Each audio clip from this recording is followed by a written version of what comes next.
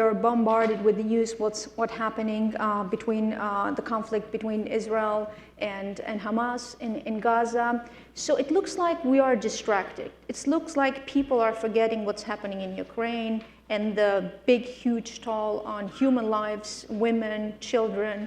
Tell us more about that.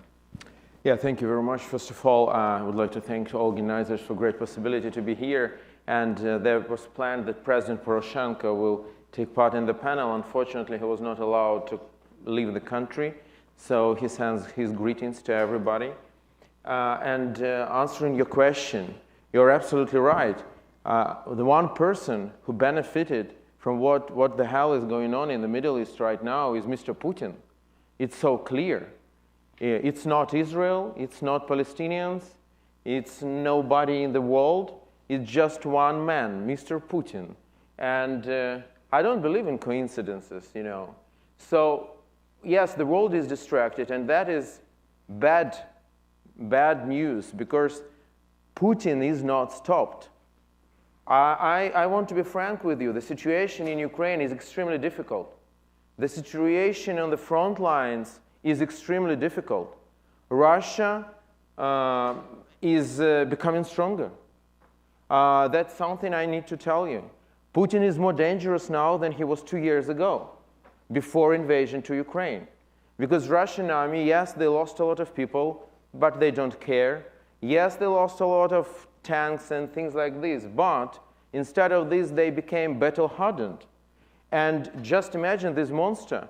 Just recently, they increased their army for more than 100,000 people again. So now they have 2 million people army. They have a real battle experience of the war of 21st century. Just 2 armies in the world have this big experience. It's just Ukrainian and Russian army. Their economy is on war footage. They are not restricted anymore by any sanctions. They decided that they survived it. That's one question why the sanctions don't work how they should. But still, they decided that they survived it. This is a monster. And just God save us from this. But if they would be successful in Ukraine, and we will do everything we can, and I'm sure in our success that it would not happen, but if it would happen, if they will occupy Ukraine, 1 million more Ukrainian men, and you will have 3 million army, battle-hardened, without any restrictions, and with eager to fight. And Putin is not going to take country back to peaceful life. You need to know this. He wants to live in the war. So after the finish of hostilities in Ukraine in this or other way, if Putin will not be defeated, he will attack again. And this monster is on the doors. The barbarians are at the gates of the free world, of Europe. This is a bad news, and we need to speak about it loudly and clear and frankly, that today Putin should be defeated in Ukraine. He is still not. And for this, the courage steps should be made. Ukraine should be in focus, with all respect to all other situations in the world. And only by this, we can have a secure future. Without this, it would be a disaster. We hear discussions in policy circles that we might end up with a frozen conflict. And I want to hear from you very briefly, what are the consequences for the European security and transatlantic security if we have a frozen conflict in Ukraine? Definitely that will be embolden Putin, because he will feel that he has some success. As I told you, he will never stop. Then the whole world will say, the West is weak. Mm-hmm. The West is weak. You told we will be with Ukraine as long as it takes, but is it really 2 years? Is it really 2 years span which made West so tired?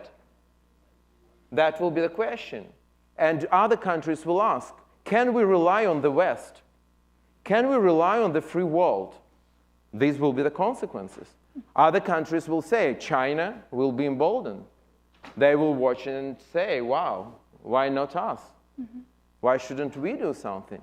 And I just want to remind you that, speaking about Ukraine, it's very important that we can be, and for us, security guarantees are everything. We want to become member of NATO.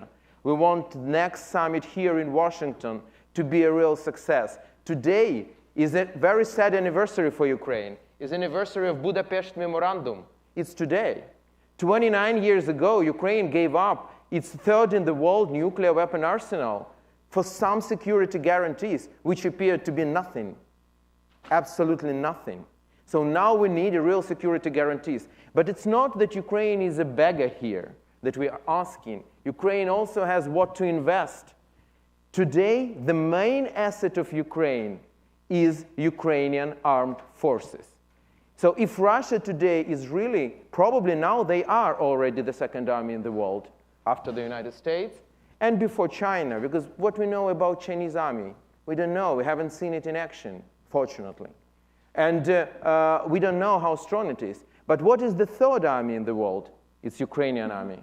Because we are battle-hardened, we know what to do, and ask yourself if the West will need people in trenches near Tehran or anywhere else in the world. Who will be in these trenches? Yep. Ukrainians are ready, but in exchange for security guarantees and being a real part of the Western world. We want to be, and we deserve it. Thank you. Ukraine actually is one of the countries that has been living under these hybrid tools and misinformation, disinformation. And actually, this is also where the war is happening, in the information space. What is your take?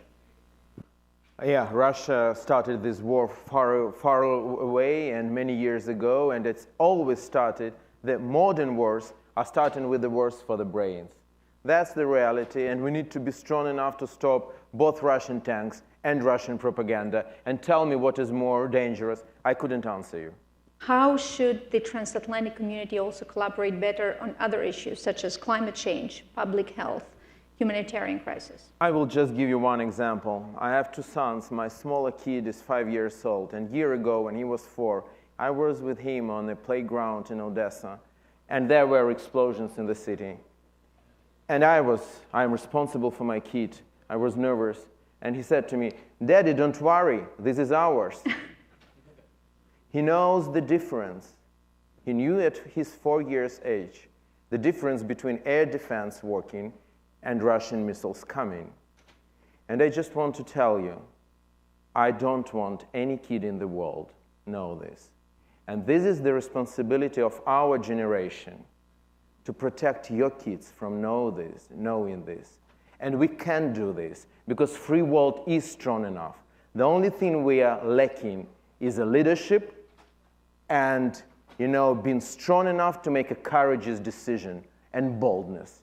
So with boldness and leadership, we are strong enough to protect democracy, we are strong enough to protect our kids and to build a better future. I believe in this. Without this, it is no sense to be here and to do anything. So I am a believer